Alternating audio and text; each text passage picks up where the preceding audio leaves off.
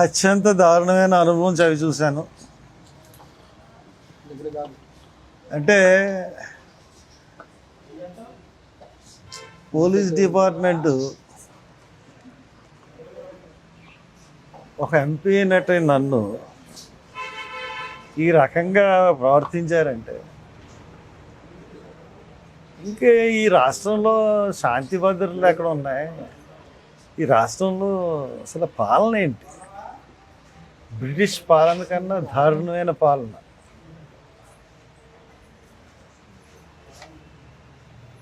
నేను పొద్దునుంచి ఏమి తినలేదు. ప్రవీణ్ పగడాలకి నేను ఒక మీటింగ్కి పిలుపు ఇవ్వలే, ఒక ర్యాలీకి పిలుపు ఇవ్వలేదు, ఒక ధర్నాకి పిలుపు ఇవ్వలేదు. ఎవరి కుటుంబంతో వాళ్ళు వచ్చి ప్రవీణ్కి కొవ్వొత్తులు వెలిగించి ఇది హత్య కింద భావిస్తున్నాం అనుకున్న వాళ్ళందరూ వచ్చి అక్కడ కొవ్వొత్తులు వెలిగించండి అని చెప్పడం జరిగింది. అటువంటిది పొద్దున్న అక్కడికి వెళ్ళి వచ్చిన వాళ్ళకి ఎండగా ఉంటుంది, టెంట్ వేద్దాం, కొంచెం స్టేజ్ కింద చేద్దాం అంటే మార్నింగ్ 7:30కి వెళ్ళాను. అక్కడికి 7:30కి ఇద్దరు కానిస్టేబుల్ ఉన్నారు, కొద్దిగా వెనక్కి వేసుకోండి సార్ అన్నారు. సరే వెనక్కి వేసుకుంటారని చెప్పేసి వచ్చేసాను. తర్వాత డిఎస్పీ వాళ్ళు వచ్చి వాళ్ళెవరు చెప్పలేదు కానీ మొత్తం అన్నీ పట్టుకెళ్ళిపోయారు. సరే పట్టుకెళ్ళిపోయారని చెప్పి డిఎస్పీ గారికి ఫోన్ చేశాను. ఏంటంటే ఇలా పట్టుకెళ్ళిపోయారంటే మీరు అక్కడ చేయడానికి వీల్లేదు. మేము ఏం చేస్తామండి, మేము ధర్నాలు చేస్తామని అనలేదు. సెక్షన్ 30 ఉంది, సెక్షన్ 144 ఉంది. మేము సెక్షన్ 30కి విరుద్ధంగా మేము అక్కడ ఏం ప్రవర్తించట్లేదు. మైక్ ఏం పెట్టం, స్పీచెస్ ఉండవు.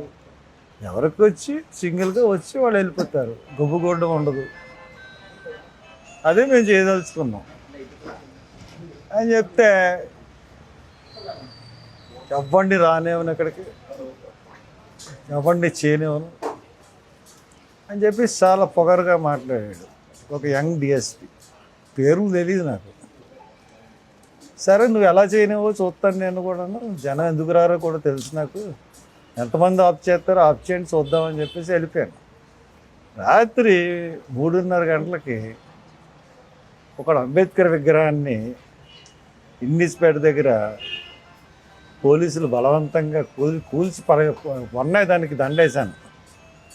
దాన్ని కూల్చేసి 3:30కి ఆ పేటలో వాళ్ళందరినీ భయభ్రాంతులు చేసి పట్టుకెళ్ళిపోయారు. నేను స్నానం చేసి అక్కడికి వెళ్ళాను. అక్కడికి వెళ్ళి వాళ్ళు పోలీసులతో 2 టౌన్స్ అని పిలిచి మాట్లాడి మీరు చేస్తున్నది తప్పు, మీరు ఎందుకు పట్టుకెళ్ళిపోయారు రాత్రి, మంచి పద్ధతి కాదు ఇది, ఇంకో ప్లేస్ చూపించండి వాళ్ళు పెట్టుకుంటారు అని చెప్తే అలాగేనండి చూపిస్తామని అన్నారు. అక్కడ వాళ్ళందరూ పెట్రోల్ వేసుకుని కాల్చుకోవడానికి కూడా సిద్ధపడిన పరిస్థితులను సమన్వయపరిచి నేను వచ్చాను. వచ్చిన తర్వాత అక్కడ పోలీసులు విపరీతమైన, ఎందుకు అంత పోలీసులో నాకు అర్థం అవ్వలేదు. సరే శాంతి భద్రతలకి పోనీ ట్రాఫిక్కి చేశారంటే అర్థం చేసుకున్నాను.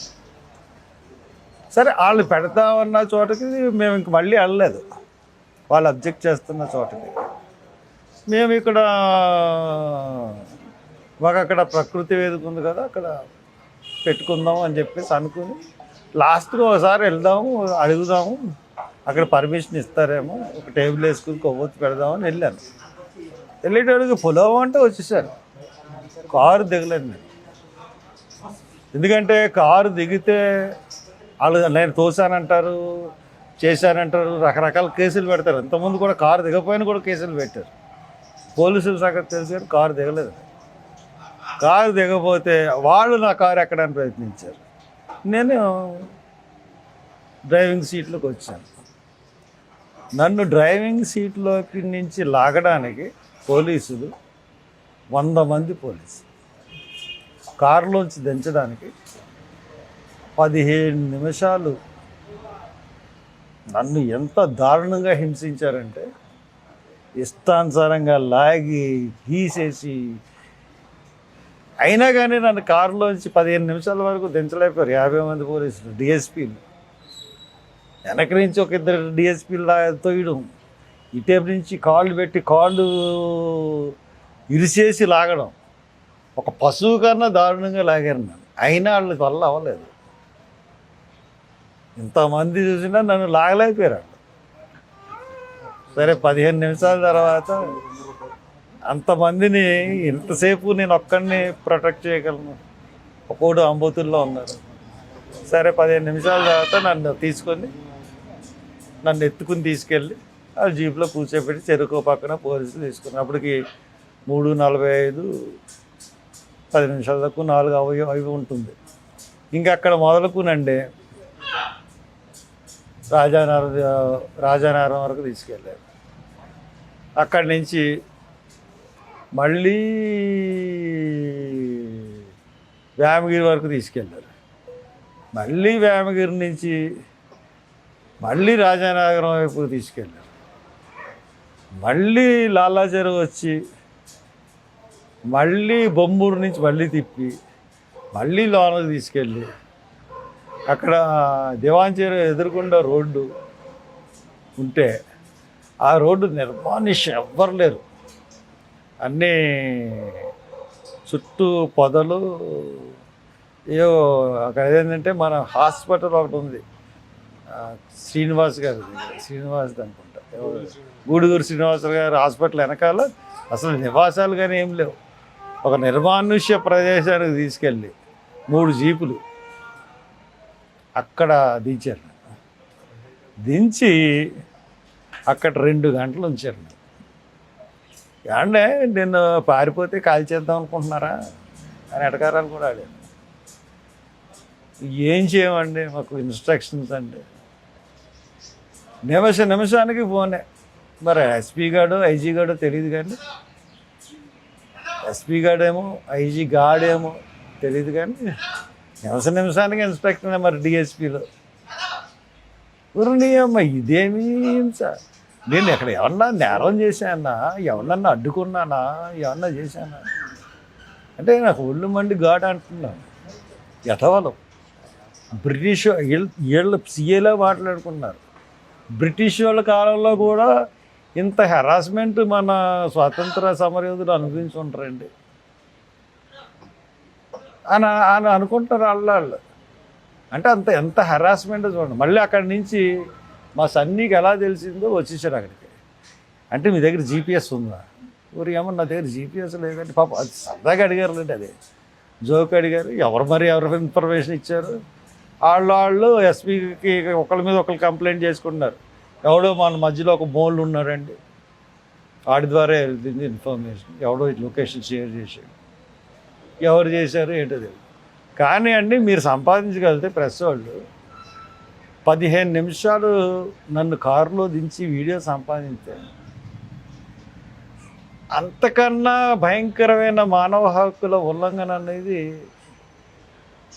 ఇంకోటి ఉండదు. అంటే ఒక ఎంపీగా చేసిన 10 సంవత్సరాలు ఎంపీగా చేసిన వారితో వాళ్ళు ప్రవర్తించిన తీరు ఏ రకంగా ఉందో మీకు వీడియో కానీ మీరు సంపాదించగలిగితే, ఒరే ఇంక నువ్వు మానేసి చంద్రబాబు బర్త్డే లేంట్రా బాబు నీకు, రా చంపించేసావు మనిషిని. సరే ఏదో మాట్లాడాలనుకుంటే బుర్ర ఏం పని చేయట్లేదు.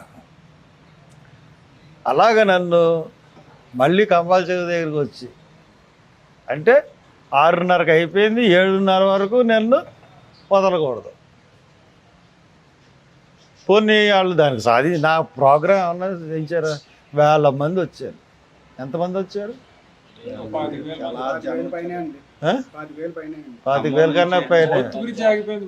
మొత్తం 4 నుంచి ఆగిపోయింది. నేను ఉన్నాను అక్కడ. అంటే ఇదంతా నేను ఆపలేదని చెప్పి వాళ్ళే నాకు మీద సాక్ష్యం క్రియేట్ చేసుకున్నారు. Thank you police. Chandrababu Naidu ఇప్పుడు చెప్తున్నాను, వెళ్ళి ఏదో ఫారిన్ కంట్రీలో నీ బర్త్డే చేసుకుంటా ఉంటా కదా, ఏందయ్యా నీ పాలన? ఇదేనా నీ పాలన? నిన్ను ప్రశ్నిస్తే ఇష్టానుసారంగా మమ్మల్ని చేస్తావా? ఇయే మా బర్త్డే విషెస్. ఒక క్రిస్టియన్ని చంపించావు నువ్వు, ఒక క్రిస్టియన్ ఫాదర్ని చంపించావు, కేసును తారుమారు చేసావు. ఇప్పుడు దాకా పోస్ట్ మార్టం రిపోర్ట్ రిలీజ్ చేయలేను. నీకు తెలియకుండా అన్నీ జరుగుతాయా? మళ్ళీ నీకు ఎన్ని సంవత్సరాలు ఇప్పుడు? 76, 77, 78, ముసలోడివి 80. మళ్ళీ నీకు నీకు సిగ్గు లేకుండా ఫారెన్ వెళ్ళి నీకు బర్త్డే నువ్వు సిగ్గు ఉండాలిరా బాబు. నువ్వు ముఖ్యమంత్రివి. ఇక్కడ ఇక్కడ క్రిస్టియన్ ఫాదర్ చనిపోతే ఏదో క్రిస్టియన్లకి ఏమో తాయిలాల కింద 6-7 నెలలు పెన్షన్లు ఇచ్చేసి చక్కబెట్టేద్దాం అనుకున్నా. చూసావా జనాల్ని ఒక పిలుపుకి? ప్రతి ఒక్కడు కూడా హత్యని నమ్ముతున్నాడు. ఎస్పీలు, ఐజీలు సిగ్గుపడండి. నన్ను అరెస్ట్ చేసినందుకు, నన్ను ఇంతసేపు 5 గంటలు కారులో తిప్పినందుకు ఈ ప్రజాస్వామ్యం తలంచుకోవాలి. నాకేమీ అయిపోదు.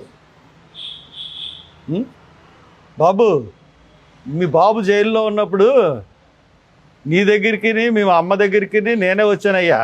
నారా లోకేష్ వచ్చి సంఘీభావం చెప్పాను. మంచి బహుమతి ఇచ్చారు నాకు.